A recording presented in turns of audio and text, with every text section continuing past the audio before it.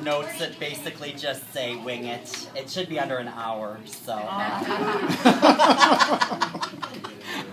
I just wanted to say that I've really enjoyed these men in my life. Really, I have a few friends out there. I have a few good friends, but with everything that's happening in my crazy life right now, I know that I can always count on John and Kevin. They're some of my most genuine friends. I mean, when they say they're going to do something, they do something. They are always including me in on their lives, their plans. Gets me out of my apartment in Oak Park.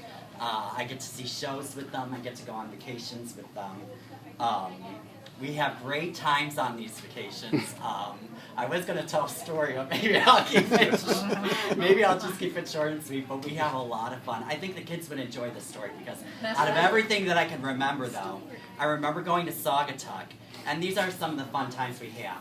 I think I kept on talking about how great it would be if we went to a haunted place at the B&B we were staying in. Yes. Was a haunted B&B.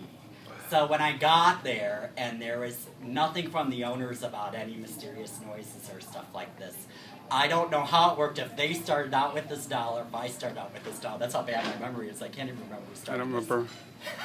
But we actually, someone got the owners to find the scariest looking doll in their B&B. And it came from the top suite, the attic upstairs.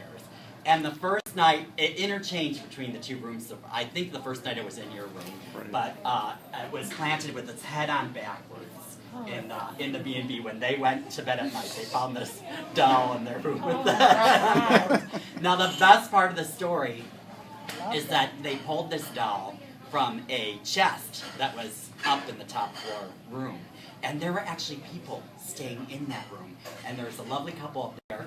And one of the first things she did in that room was she went through everything. So down at breakfast the next day, we find out that this couple, the woman opened up the chest and saw this creepy doll and closed it and didn't say anything. And the next day, she went to go see that doll again. The doll was completely gone from her room. So I just have a really great time on these vacations with them.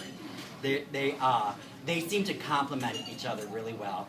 They know that I'm good at pointing out flaws. So I will point out something that I believe, correct me if I'm wrong, if people were really paying attention in the church service, I don't know who was, but I even caught the first things that they had to say were, "I give myself to you." And Kevin said it first, and he left out the word myself. Did anyone notice that? Yes. Okay, and then I found it just perfect that when John had to say the exact same words too, I don't know if you noticed this, but you left out the Yes, he did. And I just thought, this is a word that is really self-involved, myself. I mean, it sounded perfect with leaving the word myself out. And I thought, this is a perfect example of these two guys, that they're never thinking of themselves when they're together. I always catch them thinking of the other person. And they work as a unit whenever I'm out with them. If John has to give me directions to someplace, I can just sense Kevin in the background going, "Oh man, John's giving me directions." I can tell Kevin is always there. So I am so happy that these two got married. I'm so excited that they let me be a part of their lives. And thanks to everyone. I know some of you came from across the ocean to join in the celebration today. So let's raise a glass again and toast to John and Kevin on their wedding day. Thank you. Congratulations.